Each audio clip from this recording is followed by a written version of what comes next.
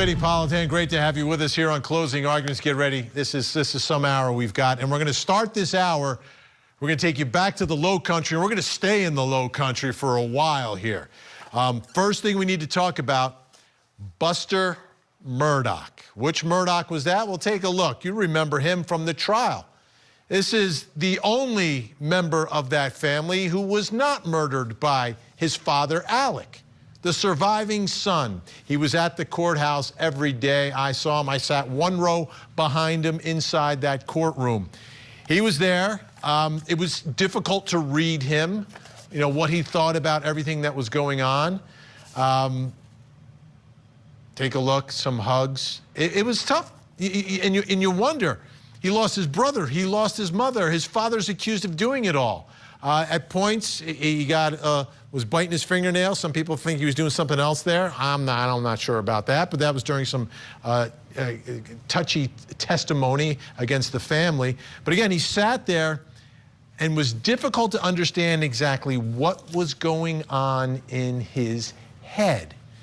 But there was a moment during this trial when we did hear from Buster Murdaugh. You may recall, and he got emotional as well. It's not easy. Your mom's dead, your brother's dead, and now you've got to raise your right hand at your father's double murder trial, the man who destroyed your family, and get up on the stand and testify. Let's take another listen to the testimony of Buster Murdaugh. When did you first find out that your mom and brother were murdered? My dad called me. I can't remember the exact time, but it was later. And he called me on the phone. He asked me if I was sitting down, and I was like, yeah. And then he, sounded odd, and then he told me that my mom and brother had been shot. What'd you do? Well, Brooklyn, my girlfriend, was with me, and I think she heard she could hear my conversation kind of over the phone, and so she just started packing stuff, and I kind of just sat there for a minute, and I was in shock. And when you got there, did you see your dad? Yes, sir. What kind of condition was he in? What was his demeanor? Yeah, his demeanor was, he was destroyed. He was heartbroken. I walked in the door and saw him, and gave him a hug, and just broken down. Could he speak? Not really. Was he crying? Yes, sir. Were you aware that your dad had a opioid addiction? A little bit. I knew a little bit about the usage of pills. What did you know about it? I knew that either my brother and mom had found them at some point, and then told him, like, hey, we found these. And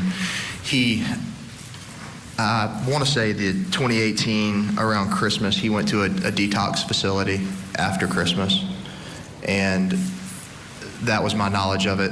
Thought that handled it, and then there were a couple more times after the fact where they would kind of go into this finding pills, all that stuff, and then he did a few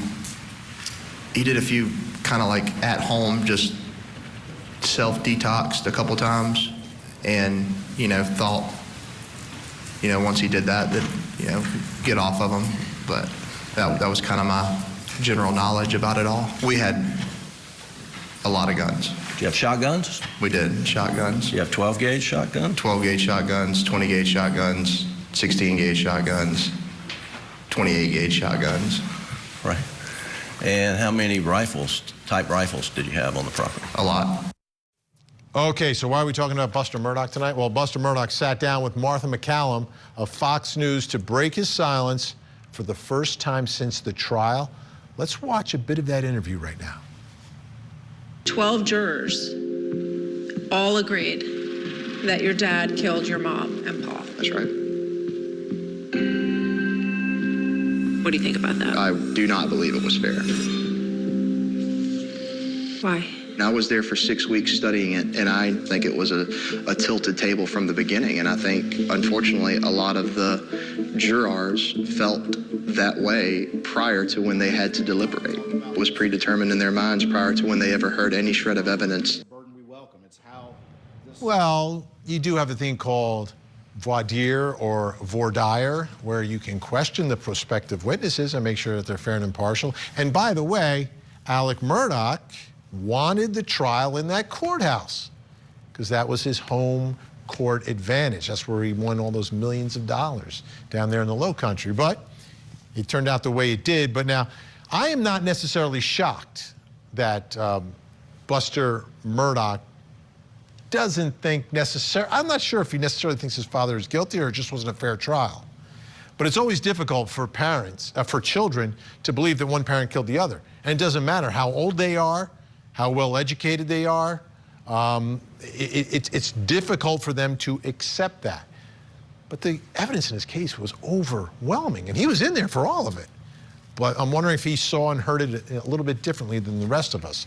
Let's bring in our think tank. Joining us tonight live in studio, criminal defense attorney, entertainment attorney, former prosecutor Daryl Cohen. Also with us, criminal defense attorney Meg Strickler. And finally, the man behind the glasses, criminal defense attorney Josh Schiffer. Great to see everyone. Good to be here. Thanks Thank for you. having us. Are you surprised by the way I mean, we all watched this trial. We all heard the evidence. I mean, there was no evidence that anyone else did or could have committed this murder. Like, if there was evidence, we would have seen it. There's the mystery third-person article that's still out there. I know the jury thoroughly rejected that, but there's still considerations If Buster out there. wants to hire me to file this appeal, I'll happily say it isn't fair and file it for him. I guarantee he's still got lots of funds for Right? it. Look, you've got a child. There's a blender going on in his head. Mom and my brother are dead. My dad couldn't have done it. So he heard the evidence in a way that he needed to hear the evidence in his view, because he can't bring back his mom. He can't have his brother return. So he did what he thought he needed to do. I don't agree. I don't see how. I could see during when he first got arrested, there'd be some denial and some selectively listening and these kinds of things. But like you just said, he sat through that entire trial. And some of that reality has to have sunk in by this point. It's crazy that it doesn't. And I agree with you, the trust fund, excuse me, is probably blinding him as well. Because if he had to go out and earn a living. What trust fund? Where's his trust fund? That's where all the money's buried. They were plenty smart about asset planning, protection, and things like that. Sophisticated, fancy lawyer families had stuff set up before. Heck yes. I feel sorry yes. for this young man, I don't. because there's no way that he can come out a winner. His dad is a convicted murderer. His mom is gone. His brother is gone. He can't win. He just tries to I'm not lose a compassionate little on bit this one. less. I'm going I'm to just agree with not. Daryl. No, I'm going to agree with Daryl. I feel bad for the kid because clearly his life has been completely ruined due to something that he didn't have He had nothing to any do with. He had nothing to do input with this, but I think he was part of an entire family that was highly dysfunctional and did things that were not Well, how is that his moral. fault? Yeah, and- How is that his fault? And He's not 12. It's not his fault, but also I think it's interesting. He's not saying Dad's innocent, Dad didn't Correct. do it, Right. because it's disrespectful to the memory of his mom. Right. And Well, I don't take a care look at how what else bad he's that- saying in yeah. this interview. Yes. We'll put it up on the screen. When asked if the term psychopath accurately describes his father, he responded, Buster Murdaugh, I'm not prepared to sit here and say that it encompasses him as a whole, but certainly I think there are characteristics where you look at the manipulation and the lies and the carrying out of that such, and I think that is a fair assessment. I do not think he could be affiliated with endangering my mother and brother. We have been here for a while now, and that's been my stance. That's very much lawyer talk. What does he say? What is he saying there? He's saying, I love my dad.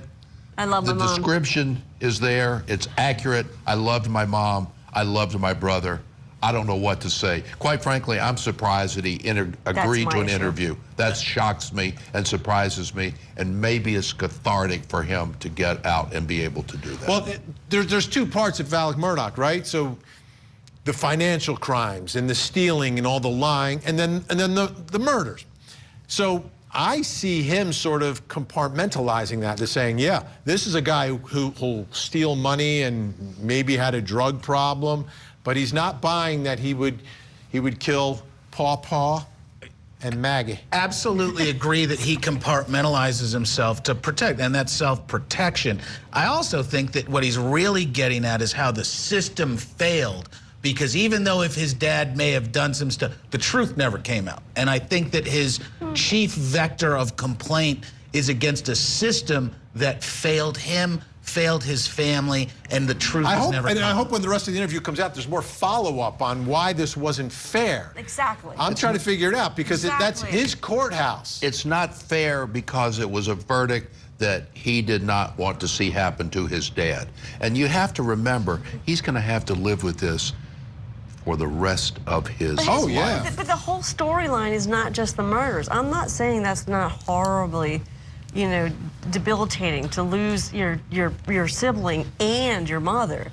But what I'm saying is this was a lot of things happening prior to that. And you can't turn a blind eye to that. And following up on that, and I know where you're from, Vinny, the kids of some of these crime organizations, and bluntly, if you believe all the allegations against Alex Murdaugh, he was running a fraud-based law firm that robbed people left, right, and center. Yeah, it was not the whole firm, though. Not the whole firm. It was him. Not the whole firm. Because he was stealing money from the firm itself. So he was Teflon Alec for a while. Well, Teflon Alec, I hate to say, I don't think the kids are that dumb. Kids pick up on stuff at home all the time. You think that they knew that he was They smelled a rat. They knew something wasn't right. It doesn't get to that level of fraud and not everyone else not knowing what's happening. Absolutely does. It's His my dad. law partners didn't know. His own law partners didn't know. I'm going to tell you, as a law partner and a former law partner, every lawyer in America is grumbling at you right now, Vinny. You know what your partners are doing in small. That's not you true. know what your partners are doing from the 10,000-foot view. You should know what you should. Yeah, know. You should, but you inherently trust them. Why would you not trust But if you're a business Murdaugh? owner, you pay attention to the books. Are you kidding me? Yeah, how ridiculous is the cross-examination of, where did the mystery money with no corroboration come from and where did it go? As long as it's reported, I don't care, say the partners. But during the course of the trial, when the issue about the money first reared its head to the bookkeeper, and then she called in one of the other partners, then things accelerated. Yeah, things accelerated. That's when they, oh my goodness, that's when they realized what was happening. When you put a hole in the bottom of the boat, all the rats run. Come on now. And those guys go, oh my Lord. But these guys were lending him money on good faith and then not getting paid back. See, that should have been a smelly thing as well. Yeah, you ever do business with a crook? He was my partner. I've known him forever. They're like family. He's hurting. No, this guy absolutely. pulled. I'm sorry, about to say a curse word. This guy pulled stuff He's going to get us muted? Yeah. Yes. Standards and practices, go get them. But I'm telling you, there's no way that somebody else didn't smell the smell. Thank you. No way. I disagree. So you think the law partners know? You think the family knew? They didn't want to. You don't want to know. You close your eyes, you close your ears.